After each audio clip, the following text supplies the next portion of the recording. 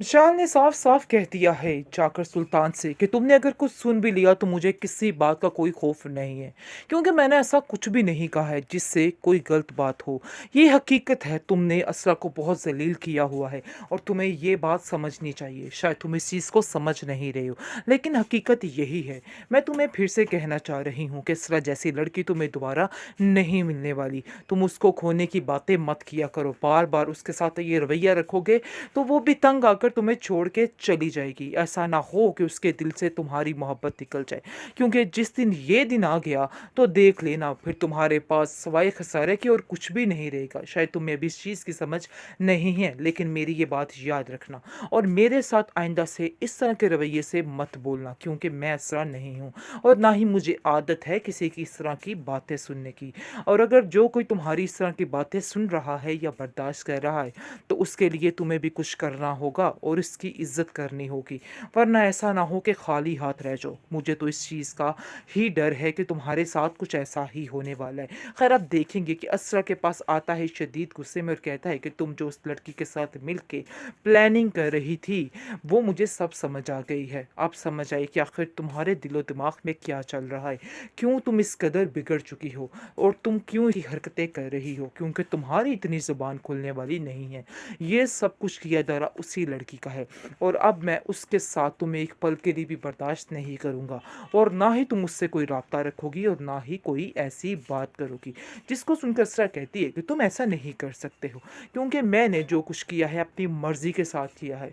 इसलिए बेहतर यही है कि किसी को ब्लेम करने से पहले अपने गिरेबान में झांको कि आखिर तुम क्या कर रहे हो। अपना गुस्सा, अपनी हठ धर्मी, अपनी ज़िद को देखो। आखिर कब तक तुम अपने आप को सही साबित करने की कोशिश में लगे रहोगे। तुम जो कुछ हो सब कुछ दुनिया के सामने आ जाओ। तुम्हारी माँ भी इस चीज़ को मानने को तैयार नहीं है और कहती है कि मेरा बेटा ऐसा नहीं कर सकता। हालांकि हर कोई जानता है कि तुम्हारी नेचर क्या है, लेकिन फिर भी वो ये बात मानने को तैयार नहीं। मैं चाहती हूँ कि खुलेआम सबके सामने आओ ताकि सबको पता चल जाए। लेकिन दूसरी तरफ उसकी माँ असरा की काफ़ी परेशान हो चुकी है, क्योंकि वो जान चुकी है कि असरा बहुत ज़्यादा शदीद बल्कि तकलीफ़ में है और क्योंकि उसके उसका रवैया देख लिया और अचानक उसको समझ आ चुकी है। लेकिन वो कहती है कि मैं अब बैठने वाली नहीं, मैं अपनी बेटी को इस दलदल में धंसने नहीं दूंगी। जब तक मैं ज़िंदा हूँ अपनी बेटी का ख्याल खुद रखूंगी। किसी से कुछ भी कहने की, किसी को कुछ भी करने की ज़रूरत नहीं है। वो अपनी बहू से कहती है कि हमें उसके लिए कुछ करना होगा, क्योंकि मुझे नहीं लगता कि वो इंसान ठीक होगा। मैंने उसको बहुत आजमाया, बहुत प्यार से भी बात की, लेकिन मुझे उसमें कोई सुधार नज़र नहीं आया और वो इतना चालाक इंसान है कि सबके सामने इतनी अच्छाई दिखाता है कि ऐसा लगता है कि इससे अच्छा इंसान दुनिया में नहीं है। लेकिन हकीकत यही है कि उससे चालाक इंसान मैंने अपनी ज़िंदगी में नहीं देखा है। इसके बाद अब देखेंगे कि वो कहती है कि मैं आपको पहले ही कहना चाह रही थी कि सर अपने घर में खुश नहीं है, लेकिन आप समझ रही थी कि शायद मैं गलत बोल रही हूँ। लेकिन ऐसा ही है, इस ये हकीकत ऐसी ही है, ये सब कुछ ही हो रहा है। मैं खुद उसकी वजह से काफ़ी परेशान हूँ। उसकी आंखों में मैंने बेहद उदासी देखी है, बहुत ज़्यादा आंसू देखे हैं जो छुपा के बैठी हुई है, उन जिनको बहाना नहीं चाहती हमारे सामने ताकि हम लोग परेशान ना हो जाए। इस पर उसकी माँ कहती है लेकिन हमें उसकी समझ आ रही है, चाहे वो कहे या ना कहे, लेकिन फिर भी हम उसकी बात को समझ रहे हैं और हम उसके लिए कुछ करना चाहते हैं और करना यही है कि हमें जाके सुल्तान से दो टोक बात करनी होगी कि आखिर क्या मसला है। वो अपने आप को इतना नवाबज़ादा क्यों समझ रहा है कि बार बार असरा के साथ इस तरह का रवैया कर रहा है। हम उसको इस चीज़ के लिए कभी माफ़ नहीं दें करेंगे और ना ही उसको हिम्मत देंगे कि वो ये सब कुछ करे।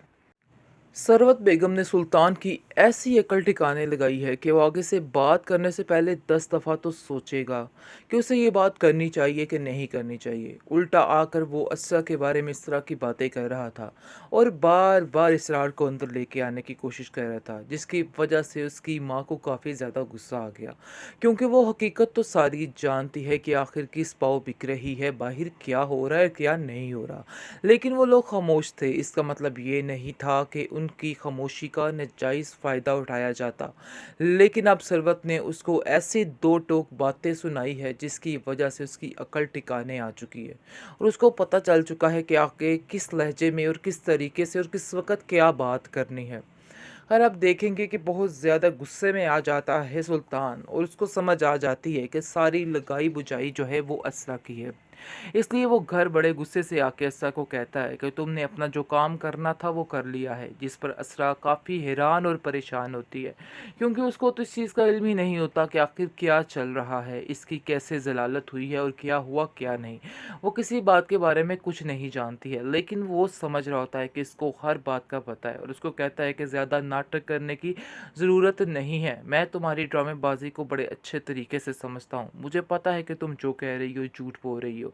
आगे से वो कहती है, मुझे वाकई में किसी बात का कुछ पता नहीं है, लेकिन उसको कहता है सुल्तान कि घर की बातें जो निकली हैं सारा कुछ तुम्हारी वजह से ही हुआ है, तुमने ही घर की सारी बातें जाकर अपने घर वालों से की हैं, तो उन्हें इन बातों का इल्म हुआ, वरना उन्हें कैसे पता चलता कि क्या हो रहा है क्या नहीं हो रहा। आगे से वो समझाने की कोशिश करती है कि शायद आपको इस चीज़ का अंदाज़ा नहीं कि वो लोग भी इसी शहर में रहते हैं और आपके चाल चलन से वाकिफ़ हैं और सारी दुनिया जानती है। ये अलहदा बात है कि कोई बात मुंह पे करे या ना करे, लेकिन इंसान के जो अंदर होता है वो सबको सब पता होता है। आप देखेंगे कि तल्लत जो है वो भी काफ़ी हैरान है और कहती है कि आप लोगों की लड़ाई और चिक चिक ने मेरा दिमाग ख़राब करके रख दिया है। पता नहीं कौन सा दिन आएगा जब आप लोगों के दरमियान सुलह होगी। मुझे तो समझ नहीं आ रही सुल्तान कि आखिर ये क्या चल रहा है मसला। इस माजरे को ख़त्म क्यों नहीं करते हो? क्यों अपने दिलो दिमाग से ये अना का पर्दा, अना की पट्टी क्यों नहीं हटाते हो? आगे से सुल्तान कहते हैं कि आपको हमारे मामलात में बोलने की बिल्कुल भी ज़रूरत नहीं है। हाँ, अगर आपको कुछ कहना है तो असरा को समझाइए, क्योंकि आपका फ़र्ज़ बनता है कि आप असरा को सारी बातें समझाएं, क्योंकि उसको असल में गुस्सा सरवत का है कि सरवत ने इस तरह से किस लहजे में उससे बात की है, वो इस चीज़ को कभी नहीं भूल पा रहा है और उसके दिल में बार बार वो बातें तीर की तरह चुभ रही हैं कि आखिर ये क्या हुआ और क्या ना हुआ। बहुत ज़्यादा परेशान हो चुका है और उसको समझ नहीं आ रही कि आखिर अपने आप को सही साबित करने के लिए वो क्या करे, क्योंकि उसने अपनी ज़िंदगी में कभी हार को नहीं देखा है। इसलिए वो इन सब बातों को एक्सेप्ट नहीं कर पा रहा कि कोई उसके बारे में भी ऐसा कर सकता है, ऐसा सोच सकता है। इस बात की टेंशन ने उसको दिन रात पागल करके रखती है। लेकिन दूसरी तरफ असरा काफ़ी परेशान हो चुकी है, क्योंकि हर बात मानने के बावजूद, सब कुछ करने के बावजूद उसको कुछ हासिल नहीं हो रहा है और इस चीज़ की नाकामी ने उसको परेशान कर दिया है। मिसाल उसको काफ़ी ज़्यादा समझाती है और कहती है कि फ़िक्र मत करो, सब ठीक हो जाएगा, थोड़ा सब्र तो हमल से काम लो। आगे से वो कहती है कि सब्र करके ही बैठी हूँ, लेकिन मुझे नहीं लगता कि ये मामलात सुधरने वाले हैं। जो किया है मेरी माँ ने बिल्कुल ठीक किया है, ऐसे इंसान का यही हश्र होना चाहिए था। वैसे ये बात है कि मैंने उनसे कुछ भी नहीं कहा था, सब कुछ उन्होंने अपनी मर्ज़ी के साथ किया है। मैं किसी बात को नहीं जानती थी। काफ़ी सफाइयाँ दवाइयाँ पेश कर रही हैं वो मिशाल के सामने, लेकिन मिशाल कहती है कि तुम चाहे जो मर्ज़ी कर लो, तुम्हारी किसी बात का किसी को कोई फ़र्क नहीं पड़ेगा, इसलिए ये सब बातें करना बिल्कुल बेबुनियाद है।